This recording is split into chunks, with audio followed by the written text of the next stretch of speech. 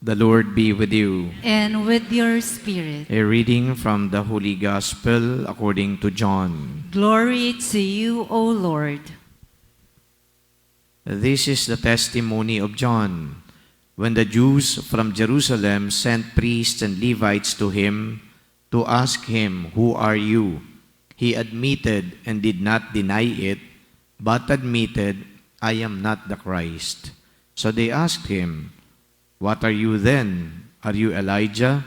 And he said, "I am not." "Are you the prophet?" He answered, "No." So they said to him, "Who are you? So we can give an answer to those who sent us. What do you have to say for yourself?" He said, "I am the voice of one crying out in the desert, 'Make straight the way of the Lord,' as Isaiah the prophet said." Some Pharisees were also sent. They asked him, "Why then do you baptize, if you are not the Christ or Elijah or the prophet?" John answered them, "I baptize with water, but there is one among you whom you do not recognize, the one who is coming after me, whose sandal strap I am not worthy to untie." This happened in Bethany across the Jordan, where John was baptizing. The good news of our salvation. Praise to you, Lord Jesus Christ. There was a time in the history of the Catholic Church that it was beset by so many scandals, especially doctrinal scandals. And when we speak of doctrinal scandals, we call them heresies. And heresies are actually teachings that undermine our faith, our orthodoxy. And one of those heresies was called Arianism. Arianism came from the proponent of that erroneous teaching. He was a priest named Arius. And the teaching of Arius was, Jesus is not divine at all. So Arianism is a rejection of the divinity of Jesus. Now came Saints Basil and Gregory of Nazianzen defending this orthodoxy, asserting that Jesus is both human and divine.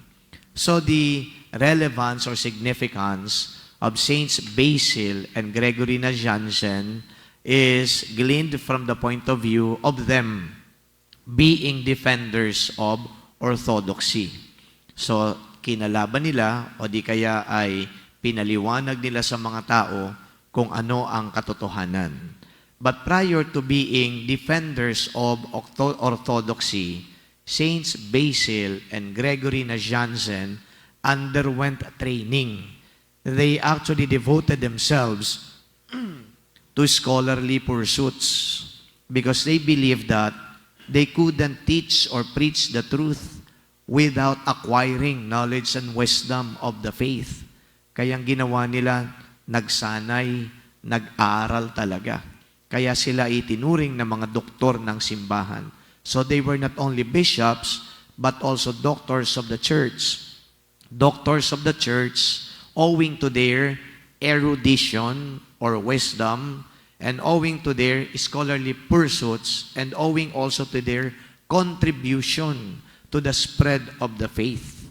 So yan po ang kumbaga reason behind they were called doctors of the church. Now, as scholars of the faith, they were able to teach and preach the people about the truth, okay? The truth about God.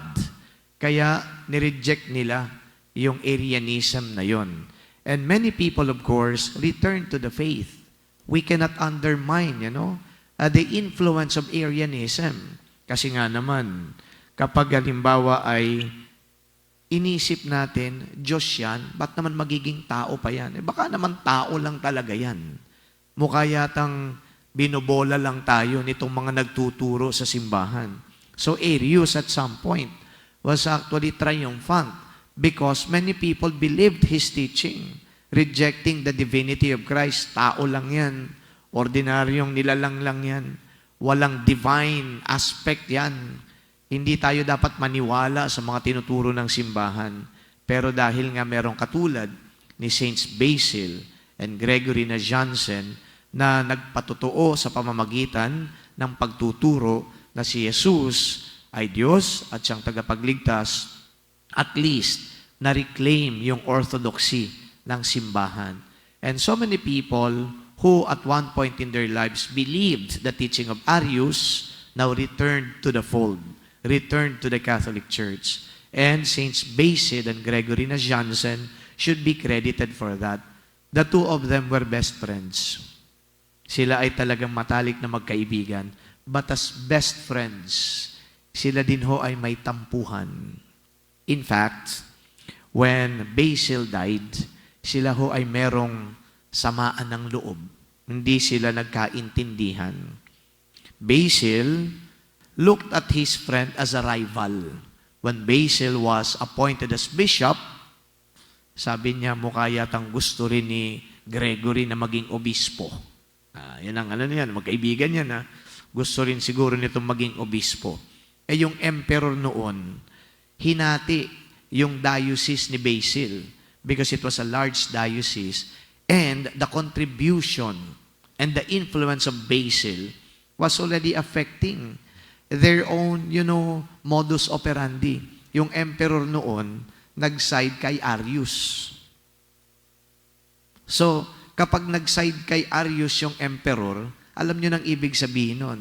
Para sa emperador, ako lang ang Diyos. Sa preaching ni Basil, si Kristo ay Diyos. Kaya itong emperador noon, he sided with Arius. Kasi nga, ma-undermine yung kumbaga ay kung ang katotohanan tungkol kay Jesus. Kapag si Jesus ay Diyos, syempre undermine din yung kanyang pagiging emperador. So hinati niya yung diocese ni Basil, hoping that the influence of this man is going to be diminished also. Nung hinati, sabi ni Basil, kung gaghatiin yan, doon niya naisip, total gusto naman ng best friend ko na maging obispo, siya na lang. Ang gawin kong obispo, total parehas kami lumalaban para talagang iparating ang katotohanan. Pero dahil itong si Gregory, iba din ang pag-iisip, mukha yatang kinukurap ako nito. Hindi niya tinanggap. Hindi niya tinanggap yung kumbaga ay offer o alok ng kanyang best friend na si Basil. Nung hindi niya tinanggap, talagang destined siguro siya para maging obispo, mga ilang taon, naging obispo din siya. So when Basil died, it was Gregory who continued the fight for orthodoxy. And they were triumphant. And Gregory Nazianzen was also able to convoke a council. At doon sa council na yon, na tinatawag nating ecumenical council, I just forget the exact name of the council, doon na define, yung Trinitarian dogma.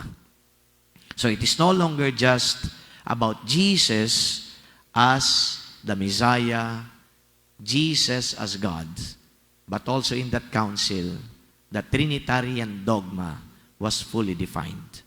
So today, we honor these two great men. That's why at the beginning of our Eucharist, I told you, we ask the Lord that through the intercession of these two bishops and doctors of the church, our faith may be strengthened.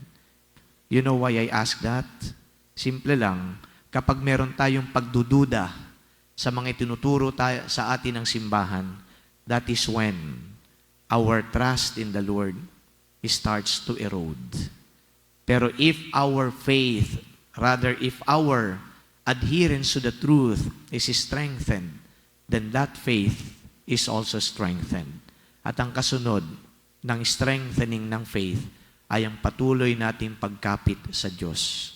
Ano man ang mangyari, ano man ang dumaan, ano man ang mga doubts na pilit na ipinapasok sa ating isipan, hindi na tayo maapektuhan because our faith is planted firmly on rock.